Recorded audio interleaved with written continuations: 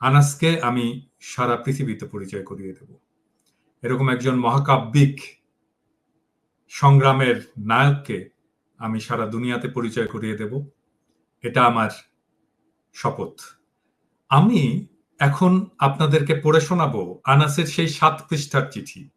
আমি বলবো সমন্বয়কদেরকেও, কারণ সমন্বয়কদের সম্পর্কে ৭ম পৃষ্ঠায় সে কিছু কথা লিখেছিল। আপনারা দেখবেন যে এই ৭ পৃষ্ঠার চিঠিতে কি দারুণ পরিপক্কতায় সে বাংলাদেশের ফ্যাসিবাদকালীন সময়ের রাজনীতিকে সে লিখেছে। আমরা পড়া শুরু করি ১ম পৃষ্ঠা থেকে। ১ নাম্বার পৃষ্ঠা থেকে আমরা পড়া শুরু করি। আজ ২০২৪ সালে আমরা আমাদের জীবনের এমন এক পর্যায়ে এসে হাজির হয়েছি যেখানে নিজের দেশে আমরা নিজেরাই নিরাপদ না। স্বাধীন দেশ হলেও জাতি তার নিজের দেশেই স্বাধীনতা পাচ্ছে না। পৃথিবীতে হয়তো এমন আরেকটি দেশও নাই যেখানে জাতি তার নিজের দেশেই পরাধীন। সরকার তার অপকর্মের জোরে দেশের মানুষগুলোকে দমন করে রেখেছে। ২০২৪ সালের চলমান এই শিক্ষার্থীদের কোটা সংস্কার আন্দোলনে সরকারের নির্দেশে পুলিশ, বিজিবি, র্যাব, ডিবি, সেনা সদস্য, আবার অন্যান্য দল, যুবলীগ, ছাত্রলীগ ইত্যাদি দল এই শিক্ষার্থীদের উপরে নির্বিচারে গুলি চালায়। তাদের উপরে ইটপাটকেল, rubber bullet, grenade, tear shell ইত্যাদি অস্ত্র ব্যবহার করে হামলা চালানো হয়। হেলিকপ্টার থেকে তাদের উপরে গুলি করা হয়, টিয়ার শেল ছোড়া হয়। শত শত শিশু, কিশোর, তরুণ, যুব সমাজ নিহত হন। হাসপাতালগুলোর মর্গে রয়েছে লাশের বন্যা। এছাড়াও আহত হয়েছে হাজার হাজার মানুষ। ঢাকার মেডিকেল কলেজ হাসপাতাল রোগীর চিকিৎসা দিতে ডাক্তারেরা হিমশিম খাচ্ছেন। অনেকেই চিরকালের জন্য পঙ্গু হয়ে গিয়েছে। শহীদদের মধ্যে আবু সাইদ, মুগ্ধ, এদের মৃত্যুগুলো মর্মান্তিক অনেক বেশি। আবু সাইদকে পুলিশ অকারণে গুলি করে মারে। শহীদ মুগ্ধ বেঁচে থাকা অবস্থায় আন্দোলনকারী শিক্ষার্থীদের জন্য পানি, খাবার বিতরণ করছিল।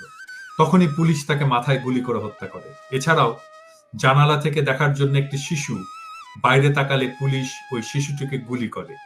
গুলি তার চোখ দিয়ে ঢুকে মাথা ছেদ করে বেরিয়ে যায়। এমন অসংখ্য মানুষকে পুলিশ নিজেদের অপশক্তি ব্যবহার করে হত্যা করে। তবে সবচেয়ে বেশি কষ্টের হচ্ছে এই দায় সরকার নেবে না। সরকারের মতে পুলিশের গুলিতে ছাত্ররা মারা যায়নি, কোনো এক তৃতীয় পক্ষ, জামাত, শিবির, বিএনপি, তারা নাকি এসব করেছে। এছাড়াও বিভিন্ন যে নাশকতামূলক কার্যকলাপ করা হয়েছে, বিভিন্ন স্থাপনায় আগুন দেওয়া, ভাঙচুর ইত্যাদি তারাই করেছে বলে সরকার দাবি করে।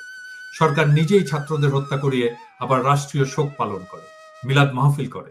পুলিশ প্রতি রাতে শিক্ষার্থীদের ঘর থেকে তুলে গ্রেপ্তার করেছে। তাদের উপরে মধ্যযুগীয় কায়দায় রিমান্ডের নামে বর্বর নির্যাতন করেছে। ছাত্রদের গণহারে গ্রেপ্তার করেছে। এইসব ধামাচাপা দিতে কারফিউ জারি করে রেখেছে দেশব্যাপী। এছাড়াও সরকারের বিরুদ্ধে কেউ কথা বললে সরকার তাকে গুম করে দেয়, কিংবা মিথ্যা মামলা দিয়ে গ্রেপ্তার করে রিমান্ডের নামে জানোয়ারের মতো অত্যাচার করা হয়। ডাকসুর সাবেক ভিপি নুরুল হক নূরকে মিথ্যা মামলায় গ্রেপ্তার করে তাকে রিমান্ডে অসহনীয় অত্যাচার করা হয়। এর একটি কারণ, তিনি সরকারের বিরুদ্ধে কথা বলেছিলেন। এছাড়াও ছাত্র আন্দোলনের ৬ সমন্বয়কের মতের বিরুদ্ধে তাদের ডিবি অফিসে নিয়ে মৃত্যুর ভয় দেখিয়ে এই আন্দোলন প্রত্যাহার ঘোষণা দেওয়া হয় এবং তাদেরকে ডিবি হেফাজতের অধীনে রাখার নাম করে আটকে রাখা হয়। ছাত্ররা তো কোনো অন্যায় দাবি করেনি। তারা তাদের ৮ দফা দাবি আদায়ের জন্য শান্তিপূর্ণ আন্দোলন করছিল।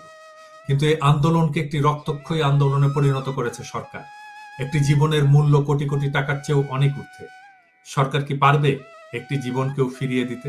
আওয়ামী লীগ সরকার যে সময় থেকে এই দেশ চালাচ্ছে, তখন থেকেই এই দেশে দুর্নীতি, সন্ত্রাস, অন্যায়, অত্যাচার ইত্যাদি চলমান রয়েছে।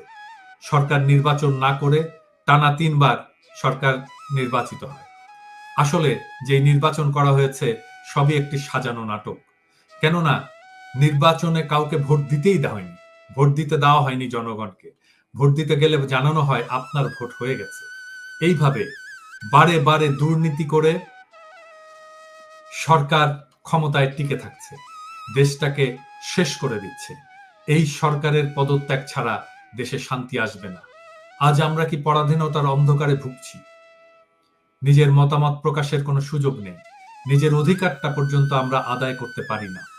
আজকের এই দিন দেখার জন্য লাখো শহীদেরা তাদের রক্তের বিনিময়ে এই দেশটাকে স্বাধীন করেছিল। এই প্রশ্নের জবাব আমি কার কাছে পাব তা আমার জানা নেই। সময় হয়েছে এখন এই পরাধীনতার অন্ধকার থেকে বেরিয়ে আসার, নিজের অধিকার আদায়ের সংগ্রাম করার। আমার তোমার একার দ্বারা কিছুই হবে না, আমাদের সবাইকে একত্রিত হতে হবে। 18 কোটি জনগণ প্রত্যেকের একত্রিত হয়ে সরকারের বিরুদ্ধে সংগ্রাম করব। আমাদের পূর্ব প্রজন্ম তাদের রক্তের বিনিময়ে দেশটাকে স্বাধীন করেছে। এবার আমাদের কর্তব্য, আমরা আবার দেশটাকে স্বাধীন করব। আমরা মনে রাখব এই দেশটা আমাদের দেশটা আমাদের গর্ব, দেশটা আমাদের অধিকার, প্রত্যেকের অধিকার। মনে রাখতে হবে, বাঁচলে মাথা উঁচু করে বাঁচব। তবুও অন্যায়ের সাথে আপোষ করব না, হোক তাতে মৃত্যু। স্লোগান একটিই হবে, আমার দেশ, আমার অধিকার, সইব না আর অন্যায় অবিচার। শেষ পৃষ্ঠায় কিছু কেমিস্ট্রির ফর্মুলা, তার নিচে লেখা সমন্বয়ক কি। সমন্বয় কি? কোনো কিছু অবধারিত রাখাই সমন্বয়, আর যারা এটিতে নেতৃত্ব দেয় তারাই সমন্বয়।